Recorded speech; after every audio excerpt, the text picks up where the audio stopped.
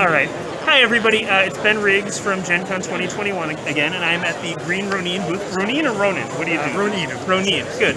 The Green Ronin booth with Chris Pramis. I hope I said that right because I've never said your name before. It's Pramis, rhymes with famous. Okay. Yeah.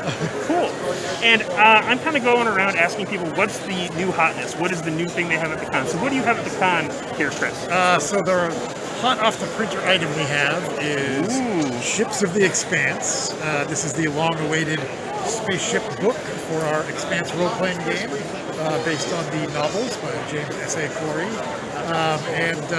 This is basically like spaceship pornography for sci-fi people.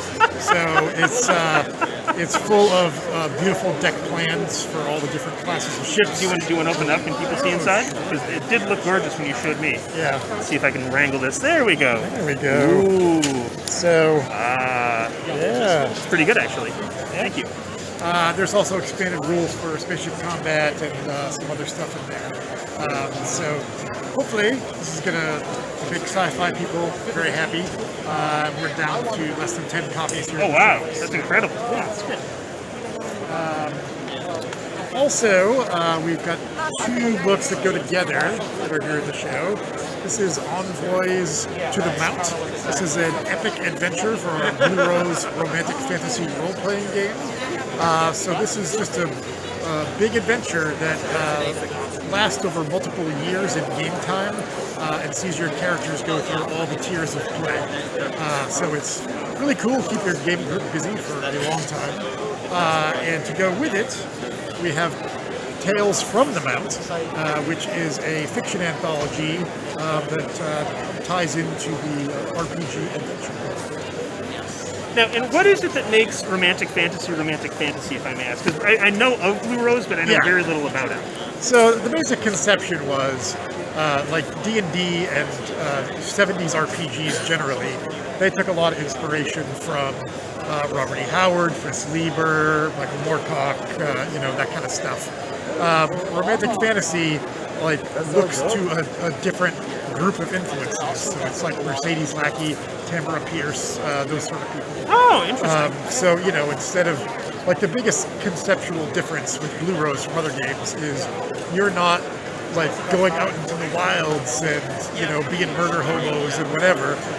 You live in a good kingdom that's a meritocracy, and you're members of the sovereign's finest, who are these, agents of the queen.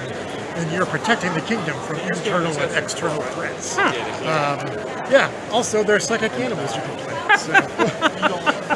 That's incredible. Yeah. So I'll ask you one last question. Have you seen anything at the show that's not at your booth that you thought was really remarkable? So the thing about this year is only 4 of us came to the show. The 3 owners and then one of our developers. Normally we would have 12 people. So we'd have more breaks to go look at things. But we've basically spent, 90% or more of our time at the booth. So I have not had a chance to see a lot. All right. One other book. Please tell us what your last thing.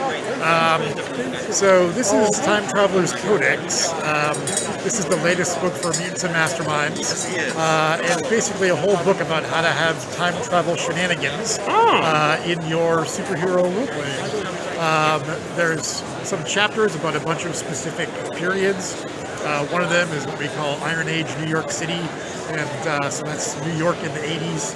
And I wrote that because I lived in New York in the 80s. That's a great way of describing New York in the 80s. I didn't live there, but from a cinema standpoint, I can see that. Yeah, so I brought in a lot of, real-world experiences to this. One of the focal points of that chapter is what's called the Tompkins Square Riots. Which is really like a pivotal event for the punks and the squatters and all that stuff at the time. And so it's a little bit different than the typical game. Very cool, very exciting. Well, best of luck at the show. Thanks for taking the time to talk. Everybody else, we'll be back with further reports. Have a great day. Bye. Thanks.